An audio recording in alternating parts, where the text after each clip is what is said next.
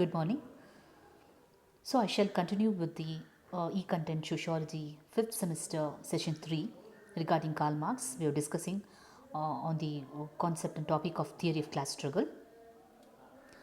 Uh, Here we would like to discuss on theory of social revolution, ಸಾಮಾಜಿಕ ಕ್ರಾಂತಿಯನ್ನು ಕುರಿತು ನಾವಿಲ್ಲಿ ಚರ್ಚೆ ಮಾಡೋದಾದರೆ ಮೊದಲಿಗೆ to know the theory of social revolution. So ಸಾಮಾಜಿಕ ಕ್ರಾಂತಿಯ ಸಿದ್ಧಾಂತ ಏನು ಎಂಬುದರ ಬಗ್ಗೆ ನಾವು ತಿಳ್ಕೊಳ್ತೇವೆ. ಎರಡನೇದಾಗಿ to understand theory of social revolution, ಇದನ್ನು ಅರ್ಥ ಮಾಡ್ಕೊಳ್ಳೋದು, ತಿಳ್ಕೊಳ್ಳೋದು, ಹಾಗೂ ಸಾಮಾಜಿಕ ಕ್ರಾಂತಿ ಎಂಬುವಂತಹ ಪದ, ಒಂದು ಪರಿಕಲ್ಪನೆ ಏನಿದೆ ಮತ್ತು ಸಿದ್ಧಾಂತ ಏನಿದೆ ಅದ್ರ ಬಗ್ಗೆ ಹೆಚ್ಚು ಆಳವಾಗಿ ಗ್ರಹಿಸಿಕೊಂಡು ಅರ್ಥ ಮಾಡ್ಕೊಳ್ಳುವಂಥ ಪ್ರಯತ್ನ. So theory of class struggle, ವರ್ಗ ಸಂಘರ್ಷದ ಸಿದ್ಧಾಂತ ಅಂತ ನಾವಿಲ್ಲಿ ಅರ್ಥ ಮಾಡಿಕೊಂಡಾಗ, ಇಲ್ಲಿ the theory of surplus value, ಅಧಿಕ ಮೌಲ್ಯ ಅಂತ ನಾವು ಹೇಳಿದಾಗ ಇದಕ್ಕೆ ಸಂಬಂಧಪಡುವ ಹಾಗೆ Marx believe that capitalist accumulate profit through exploitation of labour. So Karl Marx ಅವರು ಹೇಳೋ ಪ್ರಕಾರ ಈ ಬಂಡವಾಳಶಾಹಿಗಳು ಗಳಿಸುವಂತಹ ಅಧಿಕ ಮೌಲ್ಯ ಏನಿದೆ ಅದು ದುರ್ಬಲ ವರ್ಗದವರನ್ನು ದಬ್ಬಾಳಿಕೆ ಮಾಡಿ ಅನ್ನುವಂಥದ್ದು ನಾವು ಅರ್ಥ ಮಾಡ್ಕೊಳ್ತೇವೆ. The workers produce more wealth than is necessary to meet their basic demands. So ಅಲ್ಲಿಗೆ ಕಾರ್ಮಿಕರು ಯಾವ ಮಟ್ಟದಲ್ಲಿ ದುಡಿಬೇಕಾಗುತ್ತೆ, ಅವರನ್ನು ಯಾವ ಮಟ್ಟದಲ್ಲಿ ದುಡಿಮೆಗೆ ಹಚ್ಚಲಾಗುತ್ತೆ ಅನ್ನೋದನ್ನು ನಾವು ಅರ್ಥ ಮಾಡ್ಕೊಳ್ತೀವಿ.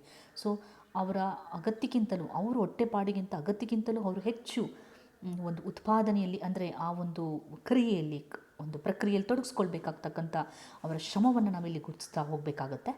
But they do not enjoy the use of surplus. So ಅಲ್ಲಿ ಅವರು ಏನು ಉತ್ಪಾದನೆ ಮಾಡ್ತಾರೆ ಅದನ್ನು ಅವರು ಎಂಜಾಯ್ ಮಾಡಲಿಕ್ಕೆ ಆಗೋದಿಲ್ಲ. ಅದು ಒಂದು ದೌರ್ಭಾಗ್ಯ. This is really very the injustice as we can find out, but they do not enjoy the use of surplus they have created.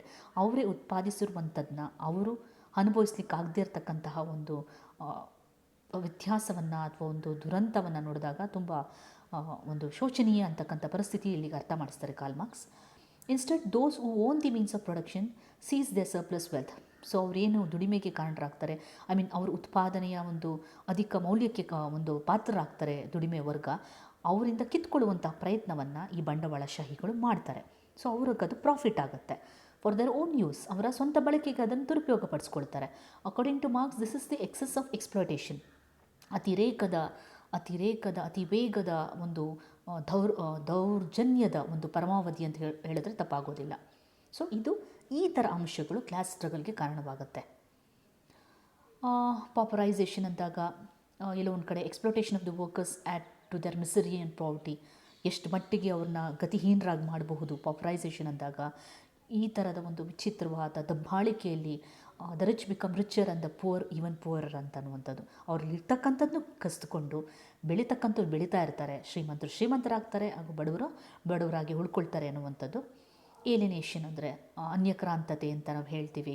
ಇವ್ರನ್ನ ಒಂಟಿಗೊಳಿಸುವಂಥದ್ದು, ಅಂದರೆ ಇವ್ರಿಗೂ ಒಂದು ದುಡಿಮೆ ಅಧಿಕಾರಕ್ಕೂ ಸಂಬಂಧ ಇಲ್ಲ, ಅಥವಾ ಅವರ ಕೊಡುಗೆಗೆ ಸಂಬಂಧ ಇಲ್ಲ ಅನ್ನೋ ಮಟ್ಟಕ್ಕೆ ಅವರಿಗೆ ಮಾಡ್ತಕ್ಕಂಥ ಒಂದು ಪರಿಸ್ಥಿತಿ ಏನಿದೆ, ಏಲಿನೇಷನ್.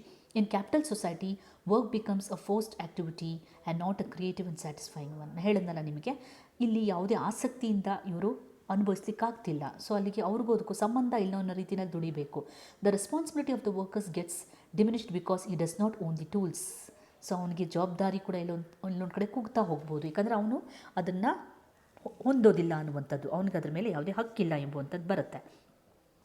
With which he works he does not own the final product too. So ಅವನು ಉತ್ಪಾದಿಸುವಂಥ ಕೊನೆಯ ಉತ್ಪಾದನೆ ಕೂಡ ಅವನು ಹೊಂದಲಿಕ್ಕೆ ಸಾಧ್ಯ ಆಗೋದಿಲ್ಲ. ಈ ಸ್ಮರ್ಜ್ ಕಾಗ್ ಇನ್ ಅ ಮೆಷಿನ್, ಒಂದು ಯಂತ್ರದ ಸ್ವರೂಪದ ಹಾಗೆ, ಎಲ್ಲೋ ಒಂದು ಕಡೆ ಯಂತ್ರದ ಒಂದು ತೃಣ ಅಥವಾ ಒಂದು ಏನು ಹೇಳ್ಬೋದು, ಯಾವುದೋ ಒಂದು ಕೊಂಡಿಯ ಹಾಗೆಯೋ ಒಂದು ವಸ್ತುವ ಹಾಗೆ ಅವನಲ್ಲಿ ತನ್ನನ್ನು ಗುರುತಿಸ್ಕೊಳ್ತಾ ಹೋಗ್ತಾನೆ. ಆ ಥರ ಅವನ ಪರಿಸ್ಥಿತಿ ಆಗ್ತಿರುತ್ತೆ. ಆ ಸಂದರ್ಭ ಇದೆ. Situation of alienation ripens the mood of the worker for a struggle.